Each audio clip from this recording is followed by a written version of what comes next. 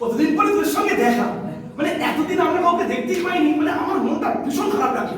আজ কতদিন পরে একসঙ্গে বুঝতে পেরেছি আমরা। সকলে কেমন আছো গো? কেমন আছিস?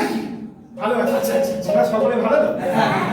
হ্যাঁ, এই লকডাউনে তার প্রায় 5 মাস পরে তোর সাথে সব দেখা হলো তো।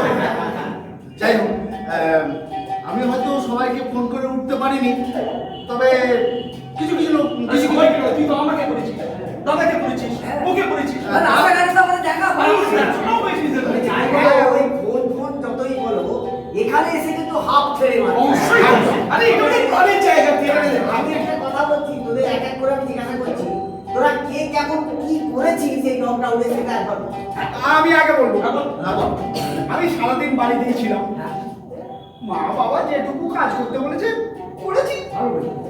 তার মানে তো তোর বাবা মা নিশ্চয়ই তোর উপর খুব খুশি হয়েছে। হ্যাঁ একদম, সে আর বলতে। তবে একটা মজার ঘটনা ঘটেছে। কি রে? আজ দলে আসার সময় যা বলে থাকে, আসার সঙ্গে সঙ্গে এই বাড়ি থেকে বেরোনোর সঙ্গে সঙ্গে শুনতে হলো। কি কি কি বলেছিস রে বল? ঘরের খেয়ে বোনের মোস্তানো। মানে ঘরের কে বোনের মোস্তানা, এই কথাটা আমরা সবাই শুনেছি। আমরা ঘরের খাই, বোনের মোস্তানাই। আমরা ঘরের খাই আর বোনের মোস্তানা। জানিস তো, এটা খুবই একটা প্রচলিত প্রবাদ।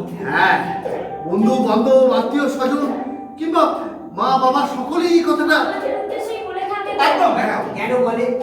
আমরা থিয়েটারের ট্রেনে পড়ে আছি, এর জন্য বলাটাই স্বাভাবিক, কারণ আমরা যে শিক্ষিত বেকার চাকরি করি। কিন্তু কিন্তু এই ধরো আমার কথা ধরো, আমি তো কিছু টিউশন করি, সেখান থেকে জব সামান্য কিছু রোজগার করি, আর সেই টাকা দিয়ে আমি বাড়ির ইলেকট্রিক বিলের টাকাটা মেটাই। আরে আমিও তো কামার সালায় কাঠের কাজে বাবাকে সাহায্য করি, তারপরে এসে নাট্যচর্চা, আঁকা, গান বাজনা সমস্ত করি। তা সত্ত্বেও আমাকে গল্পটা শুনতে হয়। আমি পুজো পাঠ করে যা পাই তাই দিয়েই সংসার চালাই। আমি ভোরবেলা খবর কাগজ বিক্রি করি, তারপর বাড়িতে বসে মোবাইলে কিছু যন্ত্রপাতি সারিয়ে বাবা মাকে দিই, তাতেও বাবা মা বেঁচে তার মানে মোট কথা কি হলো, যে আমরা কোনো না কোনো ভাবে কিছু না কিছু রোজগার করি, তারপরে ভালোবেসে এই থিয়েটারটা করতে আসি। হ্যাঁ, আর এখন সব কিছু বন্ধ। করোনা নামক এক মারণ ভাইরাস সমস্ত কিছু স্তব্ধ করে দিয়েছে। মানুষের দল বেঁধে এক বুকে মুখোশ না পড়ে মেলামেশা করছে, এর ফলে রোগটা আরো ছড়িয়ে যাচ্ছে। আসলে কি জানিস, সচেতনতার অভাব। হ্যাঁ, তুমি ঠিকই বলেছো, কিন্তু তুমি দেখো এইসব জিনিসকে সামনে রেখে আজকে থিয়েটার বন্ধ, থিয়েটার হলগুলো বন্ধ, সিনেমা হল বন্ধ, সাধারণ মানুষের কর্মজীবন বিপর্যস্ত। হ্যাঁ, আচ্ছা এইভাবে আমরা কতদিন চলবো? এগুলো একটা অসহ্য পরিবেশ। হ্যাঁ, ঠিকই। এই তুই চুপ করে এলি কেন? কিছু বল। কি বলবো, আমি দল থেকে সাহায্য পাচ্ছি, অনুদান পাচ্ছি, তবু বাড়ির লোকের কাছে কত কথা শুনতে হচ্ছে। থিয়েটার করে কি হবে, কি দিয়েছে থিয়েটার।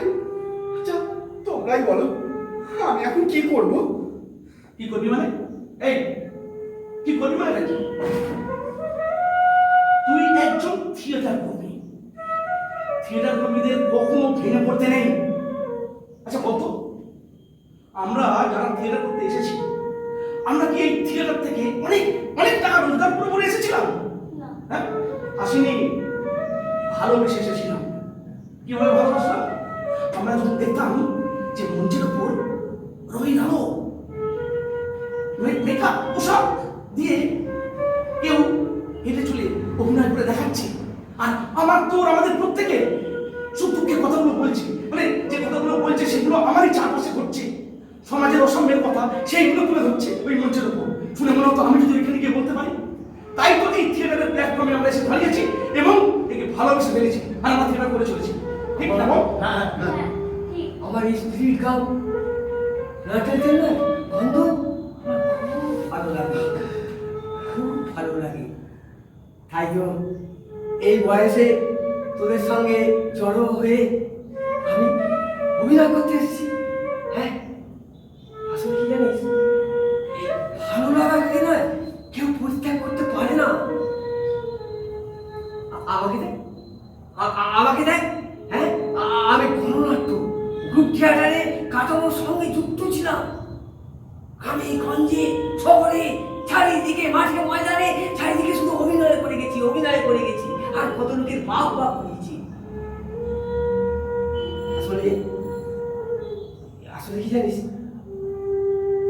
রাত জেগে থাকতো এক মুঠো মুড়ি আর তেলে ভাজা খেয়ে, তাও নিজের পকেটের পয়সা খরচা করে। আমাদের রাষ্ট্র এই থিয়েটারটা থেকে ঠিক কেন্দ্রিকতা করতে চাইছে না। হ্যাঁ, ঠিক মতো মেনে নিতে পারি। মেনে নিতে পারছে না। তবু এখন কিছু কিছু নাট্য দল অনুদান পায়। তোমাদেরকে দেখে, তোমাদের এই কথাগুলো শুনেই তো আমার এই থিয়েটার দলে আসা। থিয়েটারকে ভালোবাসতে বাসতে আজ আমি নাট্যপ্রহরী দলে প্রায় 15 বছর কাটিয়ে ফেললাম। আর তোমরা বলো, আমাদের এই নাট্যপ্রহরী দল আজকে 25 বছর, 25 বছর পর একদম। আমারও তো পড়াশোনা নিয়ে সময় কাটতো, তারপর তোমাদের নাটক দেখতাম, ভালো লাগতো। আর সোশ্যাল মিডিয়াতেও তোমাদের কর্মকাণ্ডগুলো ফলো করতাম। ইচ্ছে হতো তোমাদের সাথে এসে একসাথে কাজ করি। সেই জন্যই তো আমার এই দলকে ভালোবেসে এখানে আসা। আর এসে কি হলো? তুই আমাদের সঙ্গে নাটকে অভিনয় করতে আরম্ভ করলি হ্যাঁ।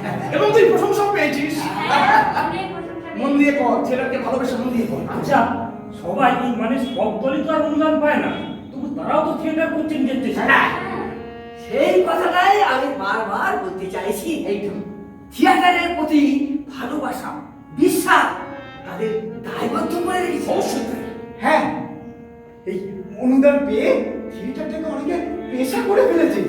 এই আবার এই ভালো সরকারি চাকরি ছেড়ে দিয়েছে থিয়েটারের প্রেমে পড়ে অনিশ্চিত জীবন বেছে নিয়েছে। হ্যাঁ, ঠিকই বলেছিস তুই। কিন্তু এই দুঃসময়ে তারা কিন্তু অন্য পেশায় নিযুক্ত হয়েছে জানিস। আমি আমার অনেক বন্ধুকে দেখেছি, কেউ বাজারে মাছ বেচছে, আনাজ হচ্ছে। কেউ অনাজও বেচছে, এমনকি মুদিখানার মালপত্র সব বাড়ি বাড়ি। নিজে নিজে নিজে সব জোগাড় করে নিয়ে বাড়ি বাড়ি পৌঁছে দিচ্ছে। ফোন করে বাড়ি বাড়ি পৌঁছে দিচ্ছে, হ্যাঁ, হ্যাঁ। তার বিনিময়ে কিছু টাকা রোজগার করছে। কারণ কি জানিস, কারণ হচ্ছে তারা থিয়েটারটাকে কোনদিন ছাড়তে পারে। অবশ্যই সাময়িকভাবে তারা এখন এই কাজটায় যুক্ত হয়েছে, কারণ থিয়েটার তারা কর্মী। একদম। একদম। কিন্তু সেটাই। কিন্তু তোমরা তো এটা মানবে, এই করোনার জন্য আমাদের নিজেদের মধ্যে একটা সামাজিক দূরত্ব তৈরি হয়েছে, মানসিক দূরত্ব তৈরি হয়েছে। এই মানসিক দূরত্ব থেকে নিজেদেরকে আবার সংঘবদ্ধ করবার কোনো উপায় কি নেই? আর নয় বুঝলি, আর নয়, এইভাবে ঘরে বসে বেঁচে থাকতে হবে আমরা। অবশ্যই তারা আমরা এবার ঘর বন্ধ থাকতে পারবো না। একদম একদম। আচ্ছা, আমরা স্বাস্থ্যবিধি হ্যাঁ। আর ওই, দূরত্ব বজায় রেখে আমরা আবার এই মহড়াকে আসতে পারি। হ্যাঁ, এই তো আপনি- আমরা মহড়া দেবো। অবশ্যই দেবো। প্রয়োজনে আমরা কম চরিত্রের নাটক এখানে তৈরি করবো। অবশ্যই তুই একটা ছেলেকে নিয়ে অভিনয় করবো। আমরা কেউ নিজেরাই দর্শক থাকলাম আমরা। হ্যাঁ। হ্যাঁ, তারপর আমাদের মনের খিদেটাও তো মিটবে। অবশ্যই। আর পেটের খিদেটা আর আমরা সকলে মিলে সবাই যেরকম ইচ্ছে সামর্থ্য দিয়ে একটা স্বনির্ভর গোষ্ঠী করে তুলে। আচ্ছা, বলছি দল কি এর ব্যাপারে কোনো সাহায্য করবে না? অবশ্যই করবে। আমি এই দলের সভাপতি, আমি কথা দিচ্ছি দল আর্থিক সাহায্য করবে, তোরা এগিয়ে যা। হ্যাঁ হ্যাঁ, আমি বলছি এই স্বনির্ভর গোষ্ঠী থেকে যে টাকা আয় হবে আমরা সমানভাবে চালিয়ে ভাগ করে নেব। আর কি জানিস, হয়তো আমাদের মাংস ভাত ভাত ঠিক জুটবে না, ওই দেখি আমাদের জুটবে না। কিন্তু ডাল ভাতটা খেতে হবে। আর সন্ধ্যাবেলায় আমরা এইখানে এসে থিয়েটার চর্চাটা করে যাবো। আমাদের স্বাদের থিয়েটার, সেইটাকে আমরা চর্চা করবো এই জায়গায়। তাহলে আর আমরা জোট বেঁধে একসাথে এই প্রতিজ্ঞা করি, আমরা সকলে জোট বেঁধে